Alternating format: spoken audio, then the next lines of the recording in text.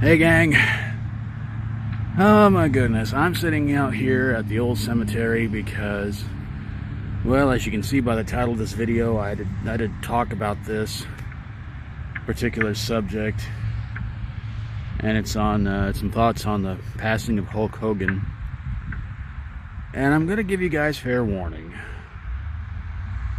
There's probably gonna be a lot of stuff, well, not probably, there's gonna be a lot of stuff in here you guys may or may not agree with. And I just say that what I'm saying is just my opinion. If you disagree, that's cool. If you agree, that's cool.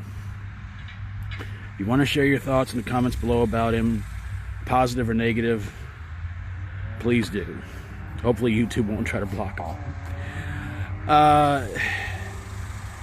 So yeah, I got up today, and it's just all over YouTube. You know, Hulk Hogan passed away. And at first I'm like, are they sure this time? Because what was it, a week or two ago, something like that? They said there's a Hulk Hogan passed away, and then like hours later, no, it turned out it wasn't him. It's like, what was it, a look-alike? Jeez. But yeah, you know, they sit there and they say, you know, like I said, it's all over remembering Hulk Hogan and all this other stuff. And I'll tell you the truth, gang, I stopped being a fan of his around 95. The mystique, the everything about him just burned out on me. I was just at that point where I was like, I just don't care. You know, I'm not a kid anymore. I just don't believe in this nonsense. You know, this whole thing of, you know, eat your vitamins and say your prayers and blah, blah, blah, blah. And when he jumped on the Hall & Nash bandwagon, right then and there, I just said, okay, now this is getting ridiculous. It seemed like after a while, he became what they call an attention whore. You know, it's like nobody could do anything without him just being a part of it and being the center of it all and everything like that. And just after a while, it was like, oh my God, just stop. It's kind of like what Vince McMahon did with John Cena for years. It was always like, put Cena in the middle of everything, making the focus of everything, making the center of attention and everything like that. And it's like, man, do we really need this much? So when it comes to Hulk Hogan's passing, really I felt nothing. I mourned more over Ozzy Osbourne's passing. I actually cried when I found out he passed away. I didn't want to believe it. I checked Google, I checked everything. I said, there's no way Ozzy's gone. Come on, man, seriously? But they said he was in bad health and bad shape, but he still toured with Black Sabbath. And to me, Ozzy Osbourne was somebody to feel bad about, to feel bad over, because Ozzy never seemed like he was too good to do anything for the fans. He always seemed like the kind of guy that, you know, he always seemed very approachable. He always seemed very, very cool.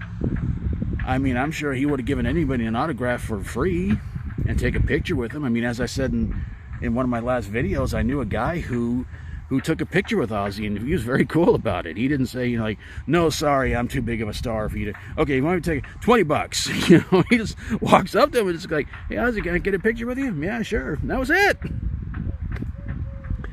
So to me, Hulk Hogan was just nothing more than an egomaniac, and he really proved that in WCW. A lot of people said he got that creative control contract, in his creative control clause in his contract and everything like that.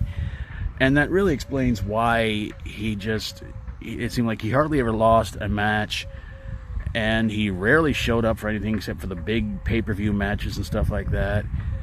And he beat Ric Flair like 30, 40 times, and, you know, rarely lost to him and everything like that. Holy crap, should have seen the size of that bug. And everything like that. And it's like, you know what? It just doesn't matter anymore, you know? So like I said, I just stopped becoming a fan of his around 95, and from then on, it was like, I just don't care. And he makes this big triumphant return to the WWF, WWE, and I didn't care even then.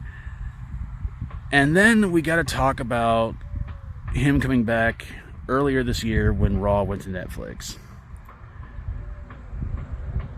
wow, was that something. I mean, that was just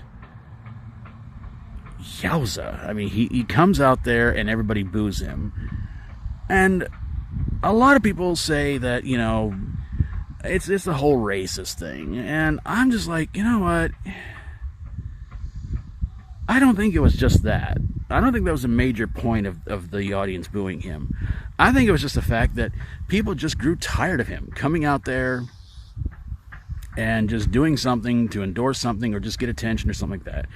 When he went to a Trump rally and said that he supports Trump, endorses Trump, whatever you want to call it, again, it was just him just trying to get attention. It's like, you know, I was like, dude, give it up. Walk away. You know, geez, man, you're just, you know, you're burning yourself out. Stop it. So now he's gone and everything like that. And I read somewhere that he had at least, what was it, 6, 7, 8 surgeries, something like that. And I'm kind of sitting there thinking, like, well, I mean, besides his age, I think that's partly what did it in for him. You know, I've one too many surgeries, and eventually, you know, surgery doesn't always save your life. So there you go. So yeah, I'm just going to conclude this one.